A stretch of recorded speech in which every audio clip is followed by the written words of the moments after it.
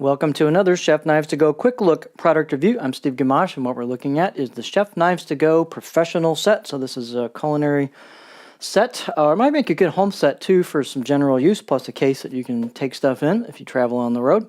But what this includes are two Tojiro DP series knives. One is the 120 millimeter petty.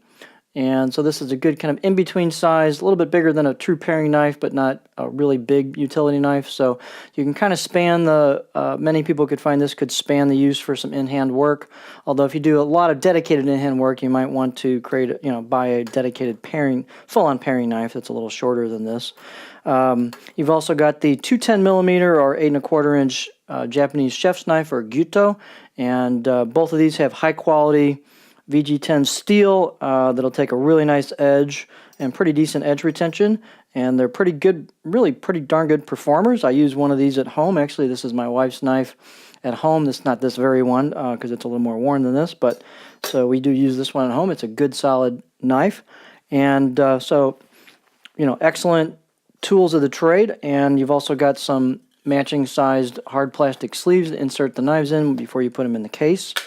You've got the Chef Knives to Go thermoprobe quick read thermometer. You've also got the Chef Knives to Go with a Richmond plating spoon. This is a high quality stainless steel plating spoon with a lot of good volume to it. And there is also available a matching slotted spoon. These are awesome for plating, and they're also awesome for home use as well. So they're inexpensive enough you could get a few and have those on hand, but again, they're great in a home environment as well. We have the Chef Knives to Go, I guess I'll go over here. We've got the Chef Knives to Go black ceramic honing rod, which is really good for putting a fairly aggressive toothy edge on. It's a fairly aggressive honing rod that cleans up an edge pretty darn quick. It's not really meant for full-on sharpening, so it's good for touch-ups in between your sharpening sessions. You still need a way to do a full sharpening to keep your knives in tip-top shape, like a sharpening stone would be great for these knives. Or two, but this is excellent for use on the fly to keep your knives in good shape. I'm going to insert a video here that talks a little bit about how to use these correctly to avoid damage to your edges. Okay, we're shooting this as part of introduction product review of the one of the Chef Knives to Go introductory packages for like culinary students and professionals. And so one of the kits is going to come with this Tojiro DP 210 Gyuto and also the Chef Knives to Go black ceramic honing rod. And one of the things you want to do to utilize this rod properly is use light pressure. This is a fairly aggressive rod, so it will remove steel fast.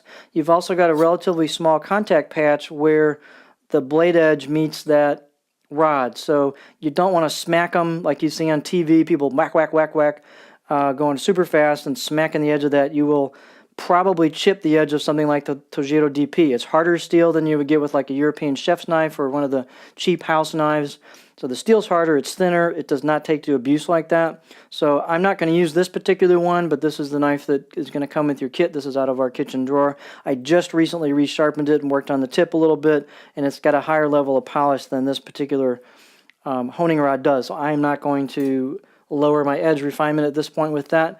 But here is a older Hiromoto Awagami Santoku knife. You can see the core steel at the edge there, nice patina on it. But there's a few different ways you can utilize these. However you do it, you want to keep your angle consistent and you want to use light pressure. It does not take that many passes. As I mentioned in the product video for this honing rod, you may want to paint the edge with Sharpie, the very edge bevel, and then see if you can try to match that, and then maybe raise it just ever so slightly from that matching angle, and thereby putting on a small micro bevel on top of your edge, so like the edge of the edge, and that way you only need a few strokes and it's real easy to touch it up. So I'm no super expert here, but regardless of your technique, these aren't 12 inches long like some of them, so if you're going to do the horizontal method where I hold the end on a countertop, let me pull in a simulated cutting board here, or countertop. So if you have that on the edge of a countertop, be careful I don't push my knife without edge of my platform here. But one way to do it is just to draw the knife, find your angle, and then just draw the knife across, being very gentle, trying to lift at the end, try not to round off your tip, and then bring it on the other angle.